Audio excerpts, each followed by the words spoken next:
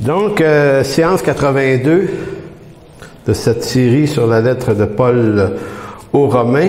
On va voir les versets 9 à 10 de Romains 12.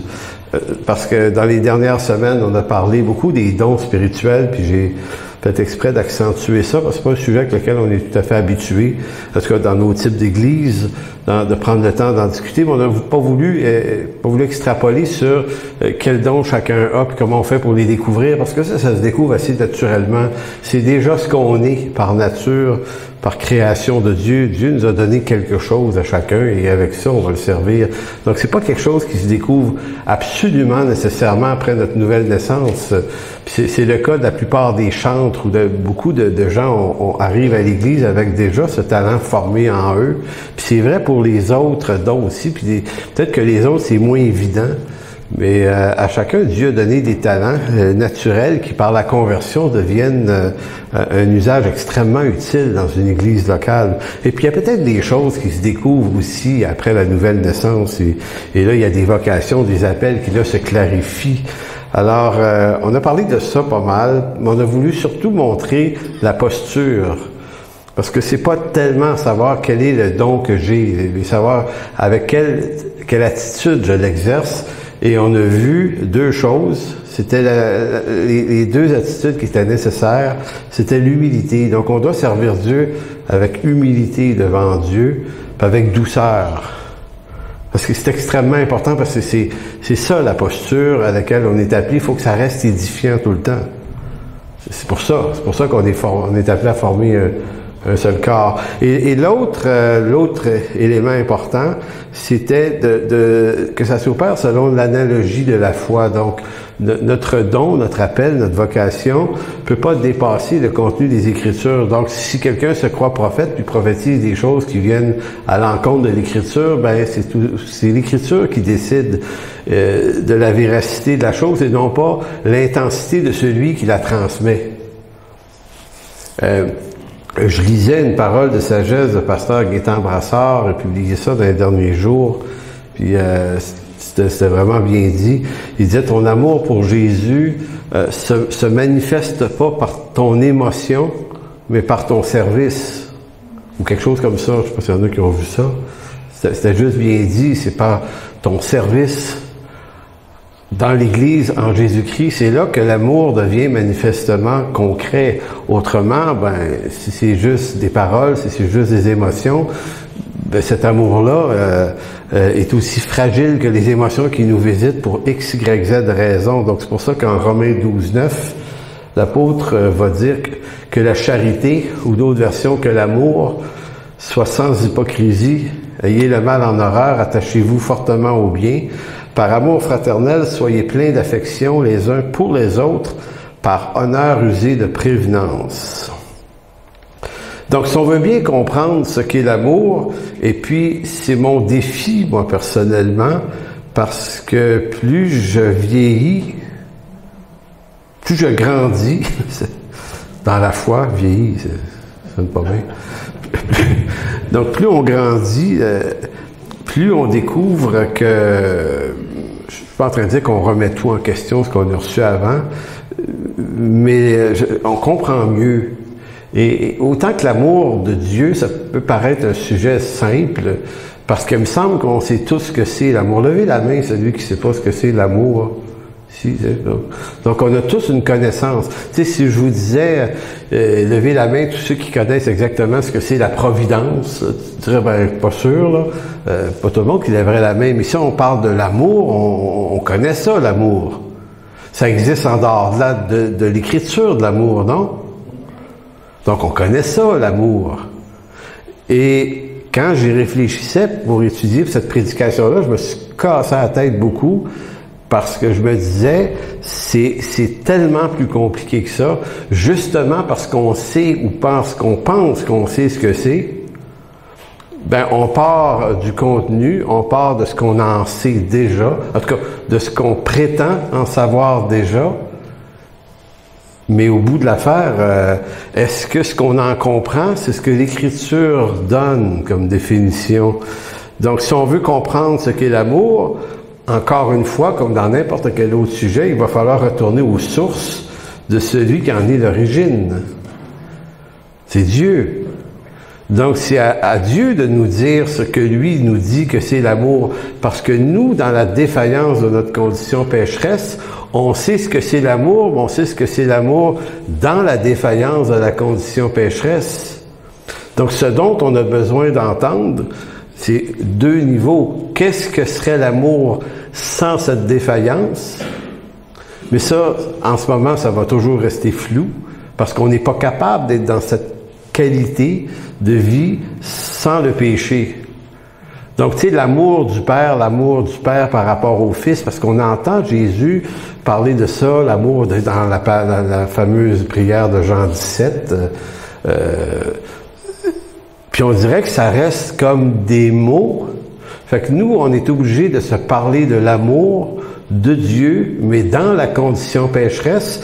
Mais qu'est-ce que Dieu en dit de l'amour dans la condition pécheresse? Donc Dieu est obligé de nous organiser quelque chose pour qu'on arrive quand même à comprendre de quoi il s'agit, malgré qu'on est pécheur.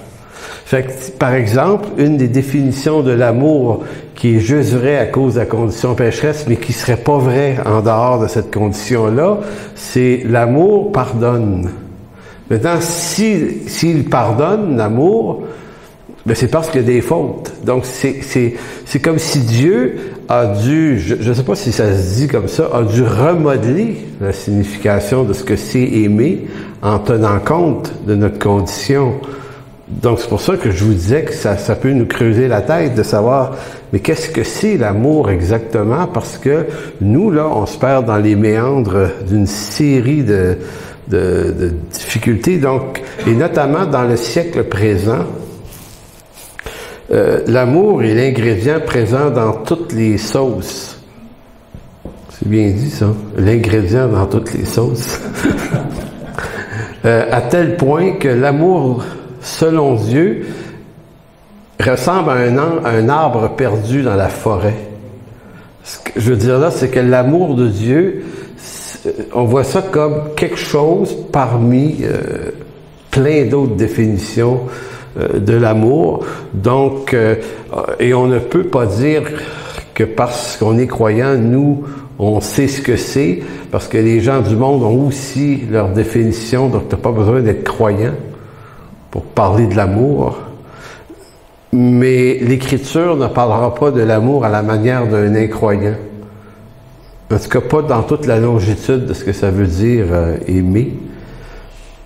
Donc, en ce monde, l'amour, en tout cas dans le siècle présent, parce que dans d'autres siècles, ça varie.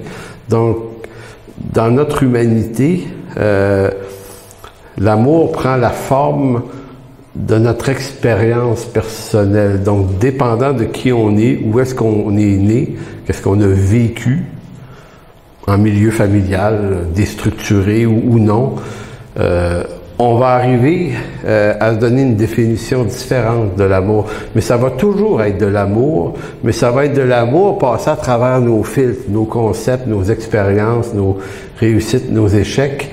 Et c'est ça qui nous empêche de connaître l'amour de Dieu pour ce qu'il est. Donc, dans notre siècle présent, l'amour, c'est synonyme de tolérance. Pas vrai? La tolérance, c'est vu comme étant une forme d'amour. Le laisser aller, le laisser faire. Si t'es pas quelqu'un qui sait laisser faire les autres, ça peut être perçu comme un manque d'amour. L'amour, c'est également de la passion dans notre siècle. C'est également de l'attirance, le désir même intense. Plus il est intense, plus c'est de l'amour. Ça se traduit par la sexualité aussi, l'amour. La liberté absolue. Si t'aimes, tu laisses libre, complètement libre. C'est ne jamais rien imposer, ce serait un manque d'amour. Donc, l'amour ou le manque d'amour joue à peu près dans ces paramètres-là. On pourrait rajouter plein d'autres choses à ça, mais ça ressemble à ça, l'amour. Maintenant, pour de nombreux chrétiens, peut-être aussi, si on n'a pas de l'Écriture ce qu'est l'amour, ben, on va avoir une définition qui est à mi-chemin. Donc, si on est bâti sur les concepts que ce monde donne de l'amour, on va comprendre l'amour, puis on va aller chercher des versets pour appuyer ce qu'on considère être de l'amour. Donc, chez les croyants aussi, ça va devenir de la tolérance, acceptation de tout, puis ça, on l'entend de plus en plus dans la théologie libérale. Dieu est amour, dit-on, et c'est vrai. Donc, si Dieu est amour, ben Dieu est tolérant, il accepte tout et il ne juge rien. Et donc, on voit des fois dans des échanges sur les réseaux sociaux, des chrétiens se pogner au collet là-dessus. C'est un essaye de dire une chose, de mettre en lumière quelque chose, et les autres vont lui dire qu'il juge, alors que il n'est pas en train de juger, il est en train de dire la vérité sur quelque chose. Mais ça, c'est vu comme de l'intolérance par des croyants, donc un manque d'amour. Pour certains, c'est avoir des règles, de la méthode. Donc, pour aimer, faudrait qu'il y ait une liberté complète au nom de l'esprit. Si tu freines ça, là, c'est un frein, là. Puis si tu laisses pas ça aller, il y a comme un manque d'amour envers ceux qui désirent ce type de liberté-là. C'est aussi l'amour chez certains, je dis chez certains, hein, c'est pas tout le monde qui pense ça, mais l'acceptation de toutes les opinions aussi. Tolérance dans le sens que faut pas discuter. J'ai vu ça, je me suis fait dire ça à quelques reprises. Des fois, je mets des articles, je mets une opinion, puis certains vont me reprocher d'avoir une opinion. C'est un manque d'amour. Faut pas... Ils disent pas que mon opinion est pas bonne. Ils vont dire que c'est pas bon que je la dise clairement. Parce que ça pourrait blesser. Ça, c'est le christianisme... une partie du christianisme actuel. Donc, l'idée de ne jamais corriger. Rien. Jamais. Maintenant, prenez tout ça, là, puis vous avez eu des enfants, la plupart d'entre vous. Demandez-vous où seraient vos enfants si vous aviez appliqué ces règles-là à vos enfants. La tolérance, acceptation de tout, ne jamais rien juger, absence de toute règle, acceptation de toute leur opinion et ne jamais les corriger. Qu'est-ce que ça aurait fait d'eux? Les enfants rois? Les monstres? Excusez l'expression. On va me dire, je manque d'amour, peut-être. mais vous comprenez, c'est comme... c'est pas parce... Mais voyez-vous, ces mots-là, puis ces expressions-là, ces définitions-là, ils sont très positifs dans le monde actuel. C'est pas négatif, c'est beau, ça sonne bien, mais en même temps, c'est pas parce que ça sonne bien que ça a du bon sens. D'ailleurs, on est dans un monde, essentiellement, sans aucune espèce de bon sens. Donc, l'Écriture, elle, nous renvoie, puis là, je suis pas en train de dire que l'amour n'est pas une émotion pour autant. Tu sais, quand Dieu dit qu'il nous aime, c'est un sentiment qui est communiqué, ça. Puis aimer les gens, c'est aussi ressentir. Donc, je suis pas contre le ressenti, mais c'est pas d'abord comme ça que l'Écriture nous parle de l'amour. Dans l'Écriture, l'amour, et là, vous allez voir à quel point c'est diamétralement différent. L'amour dans l'Écriture, c'est le don de soi. C'est comme ça que Dieu exprime son amour envers l'homme. Il a tant aimé le monde qu'il a fait quoi? Il a donné. Il n'y a pas de plus grand amour de donner sa vie pour ceux qu'on aime. Donc, souvent dans l'Écriture, lorsqu'il est question d'amour, le verbe donner est conjugué avec. C'est intéressant. Si en ce monde, aimer, c'est consommer quelqu'un dans les relations amoureuses, on le consomme. On le prend pour soi. L'amour de Dieu, c'est beaucoup de se donner pour quelqu'un. Donc, dans l'Écriture, le don de soi, l'engagement, tu sais, quand on veut sceller une alliance de mariage, pourquoi on fait des vœux? Pourquoi l'amour conjugal est rattaché à des vœux? Parce qu'il ne doit pas être qu'une émotion et une attirance, bien qu'il en ait une attirance. Mais pour Dieu, l'attirance, c'est vraiment pas suffisant, c'est trompeur. Donc, si Dieu, lui, nous a aimés et il l'a donné, il s'est aussi engagé envers nous. Il a fait une alliance, une nouvelle alliance, et ça, c'est un contrat, c'est un engagement. Fait que ça, c'est l'amour selon les critères de Dieu. Un autre mot très important, l'amour dans l'Écriture nous parle également de fidélité.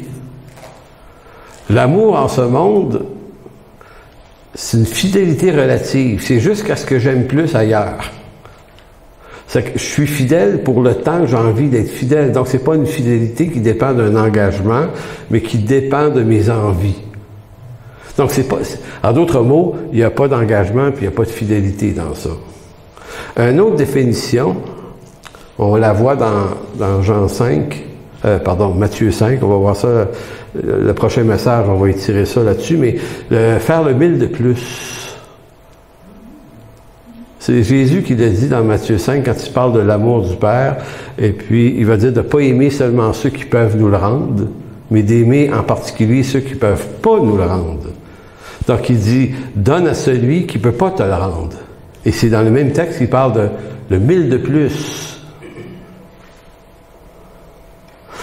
L'amour dans l'Écriture, c'est la capacité de reconnaître nos fautes, les reconnaître, les confesser.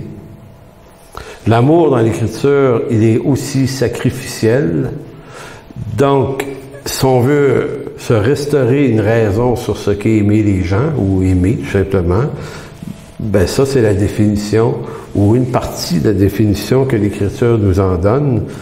Et vous voyez que tout ça, je suis pas en train de vous dire que les gens de ce monde ne seraient pas d'accord avec beaucoup de choses là-dedans. Je pense qu'il y a plein des gens non-croyants pour qui l'engagement, la fidélité, tout ça, ça fait partie. Parce que j'essaie j'aime pas laisser entendre que nous, les chrétiens, on l'a compris, puis on le vit, puis les gens du monde ne comprennent rien. Il y a des gens dans ce monde qui sont souvent beaucoup plus à leur affaire que bien des croyants sur la qualité de l'engagement. Donc, je tenais à quand même faire cette nuance-là, là. Mais néanmoins, nous, comme croyants, l'instruction qu'on reçoit, elle est extrêmement nette là-dessus. Pour bien connaître l'amour selon Dieu, il faut se rappeler qu'à la fin de toute chose, au jugement du grand trône blanc dans Apocalypse 20, Dieu, et là c'est choquant, n'aura pas aimé tout le monde. Il y a un jugement éternel qui attend les réprimés. Vous dites, OK, mais Dieu est amour.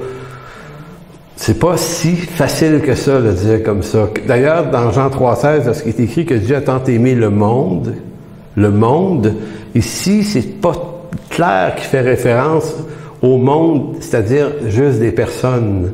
C'est le mot cosmos, monde ici. Parce que ça aurait pu être Aion aussi, ça aurait pu être les siècles, les temps. Mais le monde, ici, cosmos, veut dire sa création. Le mot veut dire univers dans les textes originaux. C'est comme si, que Jésus dit, c'est que Dieu a aimé ce qu'il a créé. Pourquoi il l'a aimé? Parce qu'avant la chute, remarquez dans les 6 jours de la création, lorsque Dieu crée en étapes différentes choses, là, la nature, les animaux, les hommes, la lumière, bref, tout ça, là, il y a toujours cette petite déclaration qui dit que Dieu a trouvé ça très bon. Dieu aime ce qu'il a créé. Il aime peut-être moins ce qu'on en a fait, mais Dieu a donné son Fils. Il l'a donné à cause qu'il aime ce monde. Donc, je m'intéresse à ce texte-là depuis plusieurs années parce que je lis les bons commentateurs, puis tout le monde s'entend pas sur quoi faire dire au mot cosmos. Certains vont dire Dieu a tellement aimé le monde et c'est des personnes. Donc, des évangélistes vont dire Dieu a tant aimé François. Mets ton nom à la place de... Je sais pas si vous avez déjà entendu ça, mais c'est pas, c'est peut-être pas tout à fait ça. Mais certains pensent que c'est ça. Fait que moi, je suis pas un expert pour vous dire exactement, mais en fait, Dieu a décidé de sauver sa création. Ça, c'est sûr, parce que il va recréer toute chose à la fin, une nouvelle terre et des nouveaux cieux, avec une nouvelle race d'hommes nés en Jésus-Christ, dont Jésus-Christ est le premier-né d'entre plusieurs frères. Donc, il sauve l'ensemble de sa création. Donc, c'est intéressant de savoir qu'il ne sauve pas juste des hommes et des femmes pour aller flotter dans un néant bizarre, dans un univers indéfini, sur un nuage. Tu vas faire quoi? Tu vas avoir une rame pour au moins essayer de voir quelqu'un. Tu dis à 2-3 années-lumière, tu as l'air d'avoir quelqu'un, on va aller jaser avec. Évidemment, c'est des images débiles, mais non, on s'en va vivre probablement sur une vraie planète. Moi, c'est ce que je m'attends de plus en plus. Je suis pas absolument sûr à 100%, mais plus j'étudie l'Écriture et l'eschatologie, plus c'est clair que je m'en vais vivre sur une autre terre restaurée. Dans un corps restauré. Dans des relations restaurées. Sans péché. Dieu sauve. C'est pour ça c'est de cette façon-là que l'apôtre Paul l'exprime dans Romains 8, lorsqu'il dit que la nature souffre elle aussi, attendant sa délivrance. Elle aussi, elle attend la rédemption.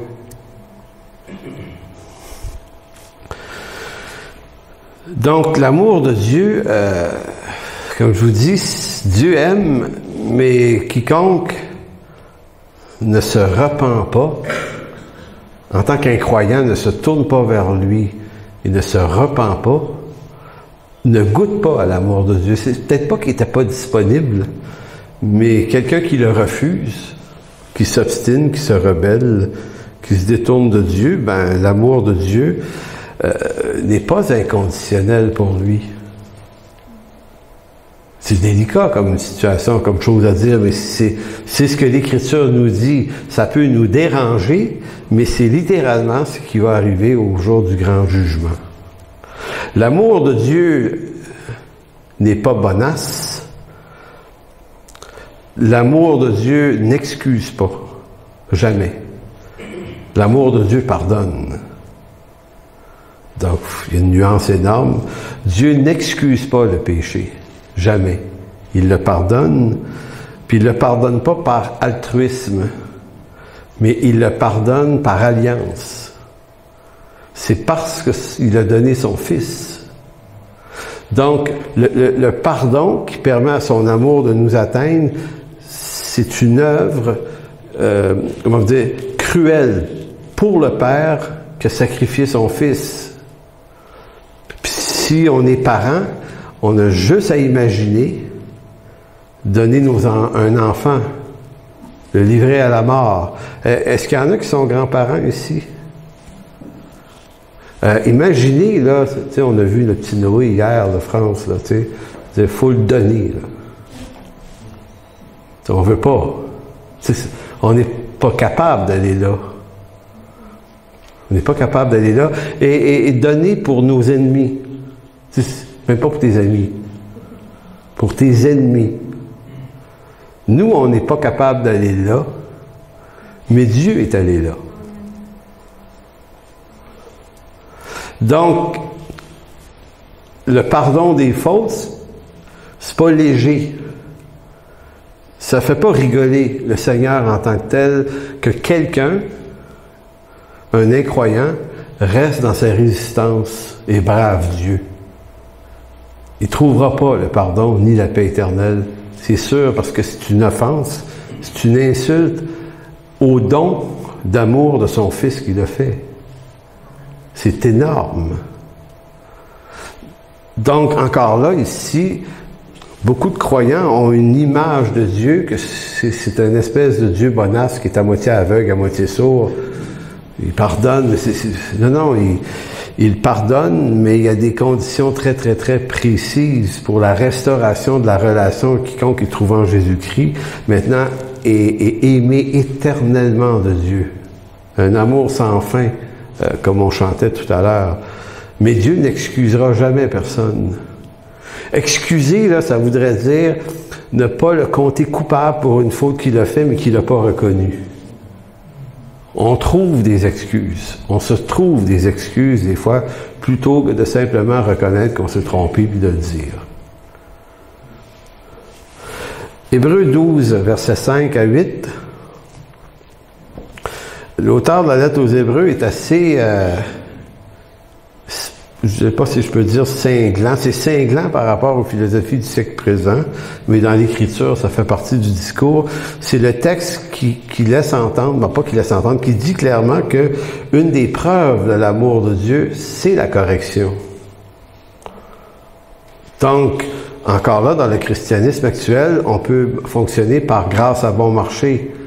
Tu peux faire un peu n'importe quoi, puis il n'y aura pas de conséquences. La grâce remet le compteur à zéro. Tu sais, c'est des affaires, des espèces de couloirs facilitateurs au nom d'une grâce à bon marché que l'Écriture ne défend pas.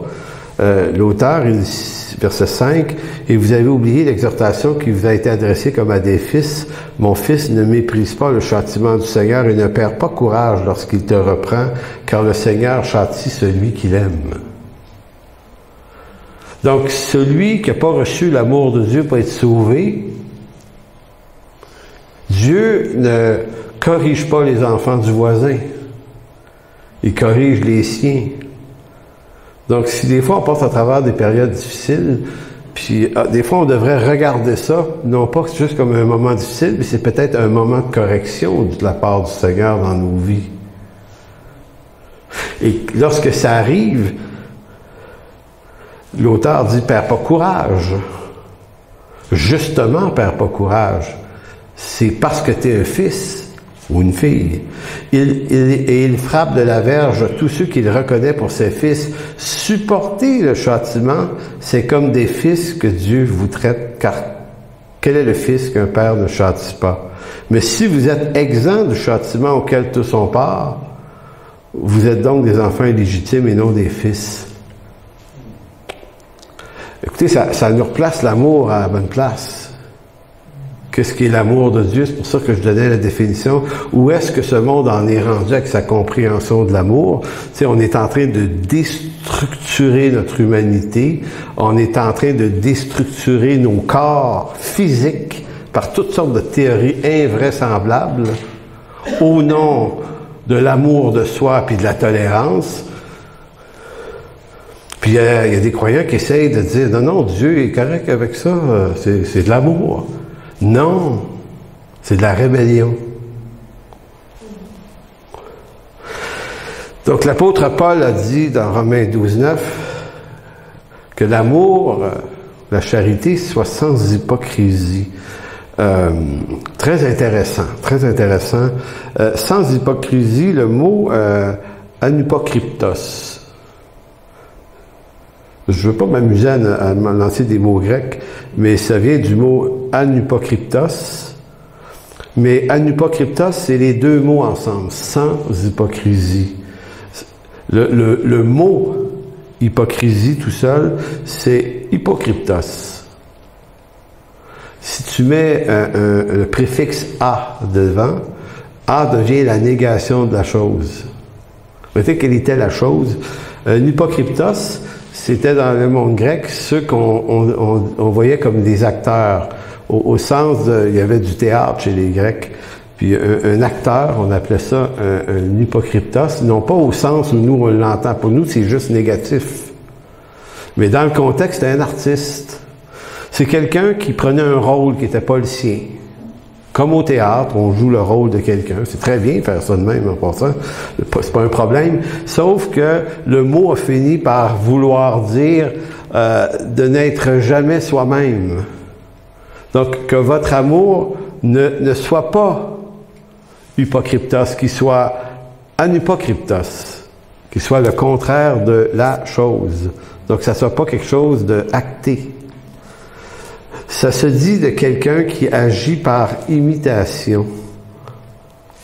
En disant de ne pas faire semblant d'aimer, parce que c'est un peu ce que Paul essaye de dire, l'apôtre ne veut pas affirmer authentiquement son indifférence au prochain. D'autres mots, j'ai entendu ça quelquefois. Quelqu'un dit, moi je suis pas un hypocrite, je vais le dire. Tu sais, je vais affirmer quasiment ma haine. Tu sais, je suis pas un hypocrite, je vais le dire. Mais c'est pas ce que Paul va dire. Quand il dit que l'amour soit sans hypocrisie, il est juste en train de dire, si tu aimes, là, aime pour de vrai. Mais aimer, comme on a vu un peu plus tôt, c'est pas de la tolérance, c'est pas de l'hyper-tendresse, c'est pas tout ça. C'est, dans l'Écriture, aimer, c'est donner. Donc, c'est comme si l'hypocrisie dans l'amour, ça serait juste d'être dans l'affirmation tout le temps. Affirmer l'amour, mais sans qu'il y ait le don de soi, le prix à payer pour ça. Ben, c'est comme si Paul disait, ben, c'est trop facile.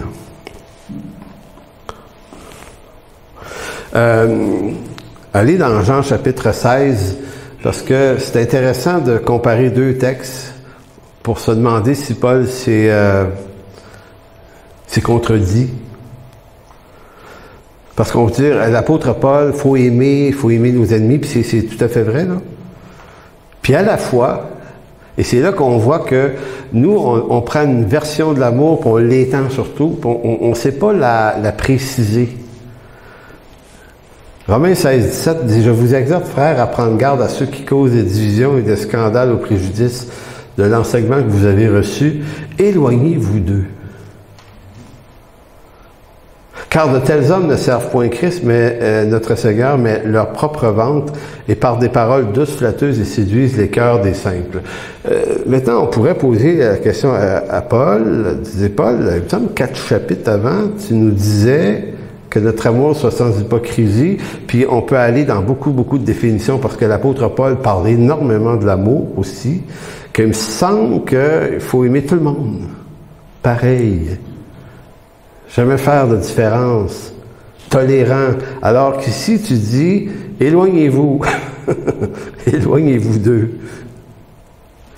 Donc, c'est pas l'apôtre Paul qui se contredit. C'est nous qui, dans notre siècle, avons de la misère à préciser les choses.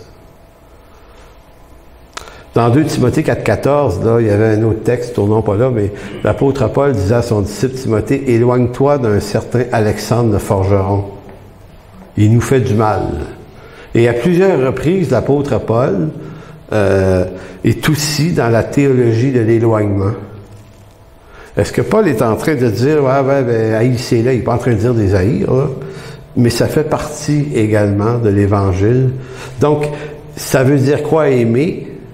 Ben, ça veut dire ce qui est possible. Ça ne veut pas dire ce qui est impossible. Et il y a des situations qui non seulement sont pas possibles, mais qui nécessitent pas le sacrifice en question. En tout cas, pour le temps que c'est nécessaire d'avoir un éloignement, ben, ça fait partie des règles du jeu aussi. Parce que je vous disais tout à l'heure, si on était dans l'éternité sans le péché, sans la condition pécheresse, ça serait pas nécessaire. Il y aurait personne qui ferait de mal à personne, donc l'amour coulerait comme un fleuve tout le temps. Mais voyez-vous, c'est pas comme ça que l'apôtre Paul le définit aussi. Donc, c'est pour ça que je vous disais que je me suis cassé beaucoup la tête avec ce sujet, parce que je trouve, puis ça fait plusieurs fois que je fais des séries sur l'amour de Dieu comme enseignant. J'ai dû faire ça 5-6 fois depuis les 30 quelques années dernières. Et on dirait qu'à chaque fois que j'arrive dans ce sujet-là, j'arrive devant quelque chose troublant, parce que ça ressemble pas à comment je me sens, ça ressemble pas au monde dans lequel je suis. Puis dans l'Écriture, il y a des cases là-dedans, c'est pas uniforme d'un bout à l'autre. Même Dieu, lui, même Dieu qui nous dit d'aimer nos ennemis, dans Matthieu chapitre 5, il va les aimer, mais est-ce que aimer veut dire les sauver pour autant? Mais dans sa définition à lui, il semble que non.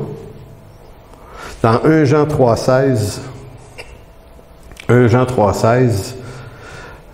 Jean va dire ceci, « Nous avons connu l'amour en ce qu'il a donné sa vie pour nous. Nous aussi, nous devons donner notre vie pour les frères. » Je vous ai dit tout à l'heure que l'amour et le verbe « donner » sont généralement toujours plugués ensemble dans le Nouveau Testament. Donc, si quelqu'un possède les biens du monde et que, voyant son frère dans le besoin, il lui ferme ses entrailles, comment l'amour de Dieu demeure-t-il en lui? Donc, vous voyez comment Jean définit l'amour. Tu sais, ça ne peut pas être juste... Il y a comme absence d'amour, même s'il y avait des sentiments pour le frère, s'il n'y a pas comme une intention de secourir le frère, ou comme il va dire ailleurs dans 1 Corinthiens 12, souffrir avec celui qui souffre. Donc, petits enfants, verset 18, n'aimons pas en parole et avec la langue, mais en action et en vérité. Par là, nous connaîtrons que nous sommes de la vérité et nous rassurons nos cœurs devant lui. Donc, c'est quand même assez évident là, que l'amour biblique, c'est un amour qui engage. C'est un amour qui coûte. Donc, quand Paul dit que notre amour soit sans hypocrisie, il est en train de dire que ce ne soit pas un amour qui est juste acté. Avoir les mots de la chose, bien que les mots sont corrects, là, mais il faut que les mots s'accompagnent d'un geste. Et ça, c'est notre défi à tous. Revenons à Romains 12, 9. Je relis le texte, que la charité soit sans hypocrisie. Ayez le mal en horreur. Attachez-vous fortement au bien et par amour fraternel, soyez pleins d'affection les uns pour les autres. Par honneur, usez de prévenance. Je vais terminer cette prédication sur une idée très très simple. C'est que la charité soit sans hypocrisie. À qui l'apôtre Paul s'adresse-t-il, bien qu'on sait qu'il s'adresse aux chrétiens de Rome? Mais ici, il faut essayer de déstructurer peut-être quelque chose. Parce que généralement, on s'intéresse à l'hypocrisie des autres. C'est automatique. Quand on pense aux hypocrites, je suis certain, moi c'est pareil, il y a des faces qui me passent dans la tête. Vous autres, c'est pareil? Accompagnez-moi dans mon trouble. Ça dépend qui. Ça dépend qui. Mais vous voyez, forcément, c'est ça, parce que l'hypocrisie, c'est quand même quelque chose qui est... C'est pas rare. Tu sais, quand tu écoutes les nouvelles le soir, puis tu écoutes les politiciens, là, tu sais, tu dis, il y en a qui ont comme une espèce de... Tu sais, la bobine automatique. Tu sais, le gars, il a des lignes à dire, se poser une question... Puis là, tu dis, OK, il répond pas à la question, puis on se dit, ah, ici, il y a de l'hypocrisie, puis c'est vrai, là, tu sais. Puis le monde des médias, le monde des artistes, c'est effrayant, là, tu sais. Un artiste arrive sur la scène avec un sourire, là, puis il est content, il est heureux, il aime son public, puis ils sortent de là, ils sont complètement déprimés, ils n'ont envie de voir personne, là. Tu sais, donc, la vie est une game. Pour tout le monde. Donc, moi, j'entends le texte, puis je me force de comprendre ce que Paul est en train de dire, comme s'il me disait, regarde pas le problème chez les autres, c'est trop évident. C'est trop facile. C'est trop là, c'est trop immensément là. Moi, je pense qu'il adresse l'exhortation à celui qui l'entend. C'est de ton hypocrisie à toi. Gère ça. Gère pas celle des autres. C'est un puits sans fond. Puis de toute façon, ça te regarde pas. C'est leur problème à eux, ils rendront compte au Seigneur. De toute façon, qu'ils soient croyants, pas croyants, on n'est même pas dans cette dimension-là.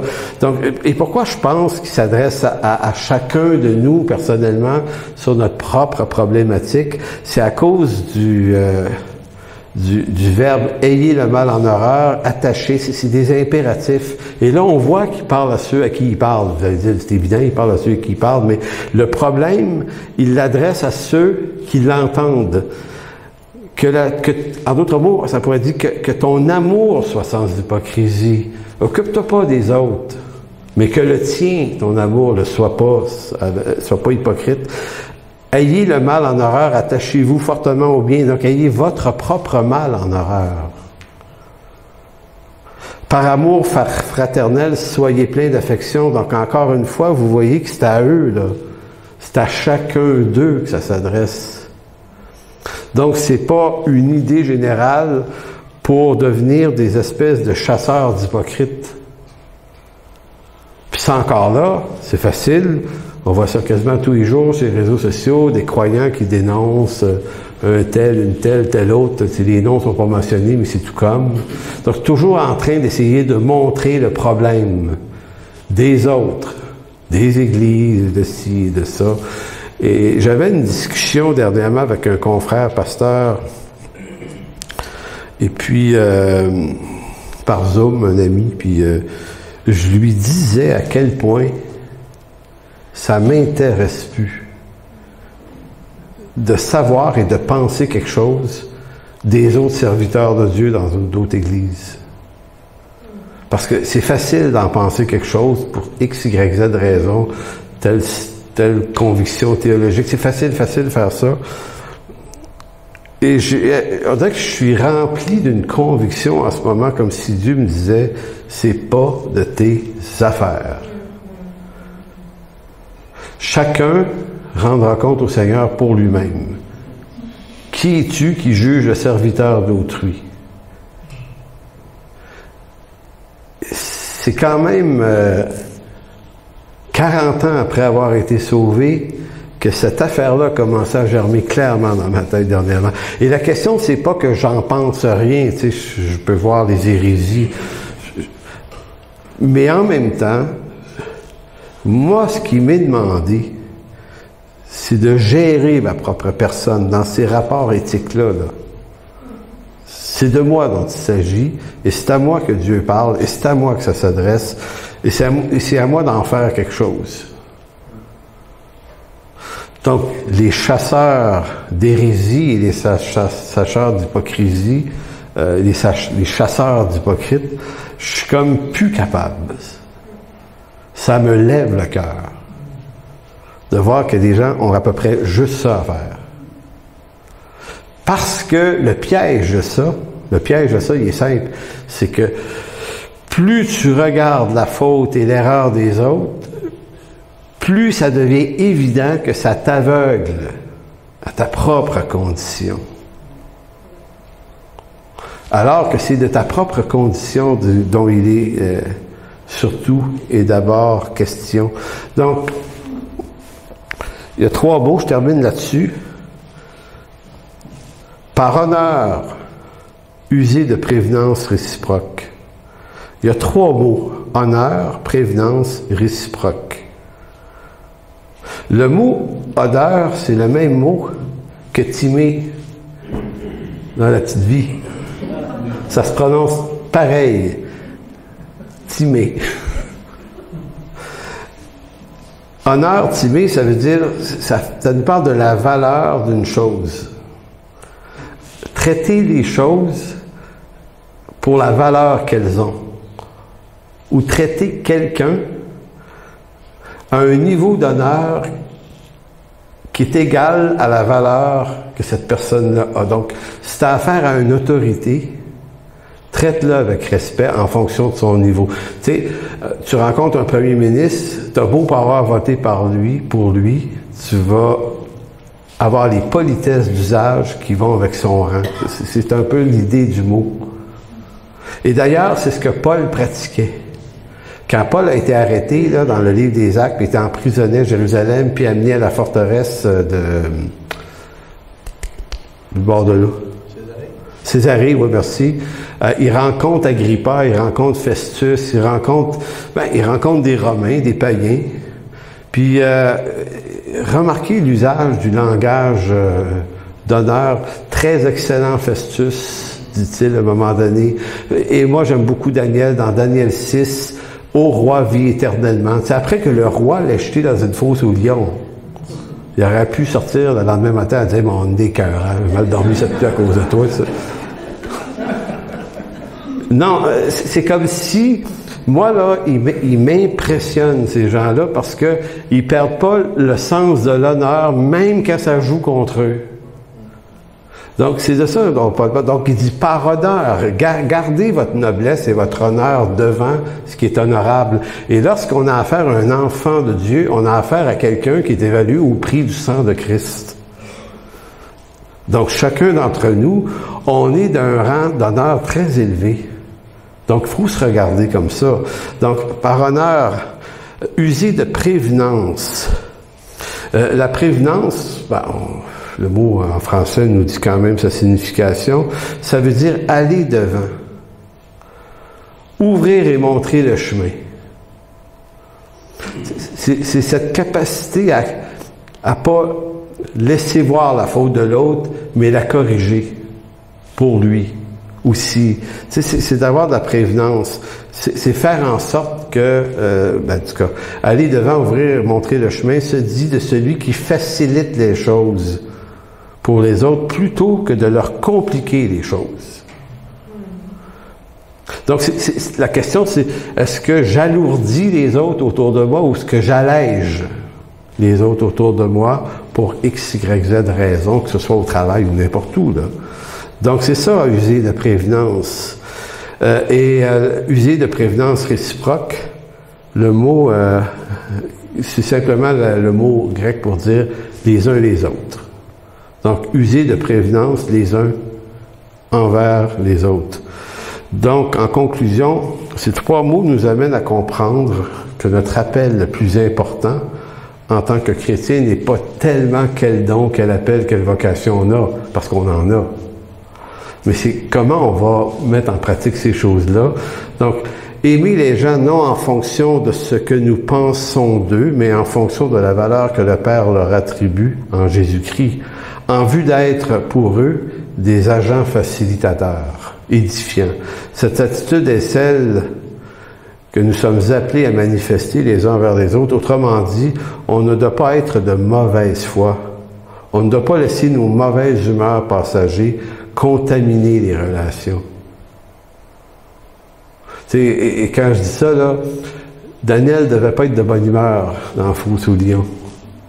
Mais cette difficulté-là lui fait pas perdre sa noblesse. Fait que c'est un peu dans ça que Paul nous amène dans Romains 12, 9 et 10, c'est avoir cet honneur les uns envers les autres.